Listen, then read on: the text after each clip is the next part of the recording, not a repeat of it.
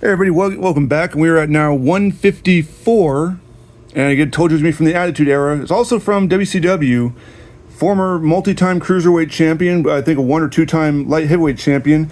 I'm talking about the man of 1,000 holds. We're talking about Ultimate Dean Malenko. Now, I have seen people starting to build this one. He was one of probably the earlier ones I did build back when I was just building only the Attitude figures. The idea was to go with the Attitude, try to build all those guys. Then I went into getting all the RA figures turned into Ultimates, which I think I've accomplished successfully. The only ones I'm like, I haven't done like Bastion, Booger, but those are classic superstars. I'm talking just the Ruthless Aggression RA. For the most part, they're almost all built, except for I think Colin Delaney, because his body type is the same as like a James Ellsworth. They're not going to, unless they make a skinny body Ultimate. But I digress. Point is, here is Dean Malenko. Not the hardest one to do. It was actually one of my earliest ones.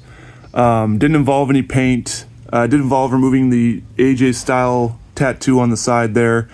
The legs, the boots are actually, the lower legs are actually from the Elite Dean Malenko. Sadly, when I was building one before, I took the boot off, actually broke that part. So I ended up gluing that back in there and selling it for a great reduction price to somebody who didn't seem to care.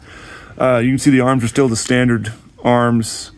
Because just for the reason with this is because when I tried to put newer arms on them, they were too lanky. They went kind of way past almost to his knee. They just were too big. They looked too weird. So shorten them up the best I could do with the single jointed arms, just the way it was. But it works phenomenal. I mean, looks great still. Of course, Dean would only get an Elite figure in the early years of Mattel, taking over the WWE license. He's now, I think, an agent or something involved with AEW, so don't expect him anytime soon. We haven't seen anything else since. We haven't seen an updated, a legend, nothing. So this is your chance to get a Dean Malenko. You got to get the Elite, which goes for about 50 to 60 bucks nowadays. But the nice thing is it's a Mattel head. It fits perfectly on Mattel bodies. Obviously, you have to heat it up and warm it up a little bit before you pop the head off. Otherwise, you could break the peg out with it because he's not part of that interchangeable head group. It's an old figure for sure. Older figure. At this point, around probably 10 or 11 years old, maybe even older than that. I'm not quite sure on when they released that. I think it was like Elite 11 or 12 maybe, way back when. I mean, we're 100 series in, so yeah, it was pretty long ago.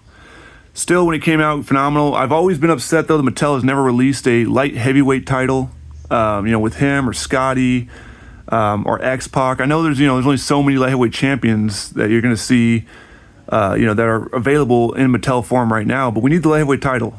So, if someone, is friends with Mattel people or has some sort of influence with them, push for a light heavyweight championship. We've got the European, it seems like they're struggling to find new belts to make anyway, but I feel like the light heavyweight would be kind of a cool belt to have. It was a cool design, I thought. It could be red strapped. It could be, it could be just that black strap. Doesn't really matter. Light heavyweight title, please, Mattel. I've got a custom of it. I'm not, and it's not bad, but I would like a officially released light heavyweight title. Anyway, that's number 154 on our count to 500. Check back tomorrow's again. We're going to do another Attitude. Actually, no, wait. We're at 154. Now, we're going to do 155. We're going to do one that, again, you'll love to see. And I'll tell you the whole story about it. Till next time.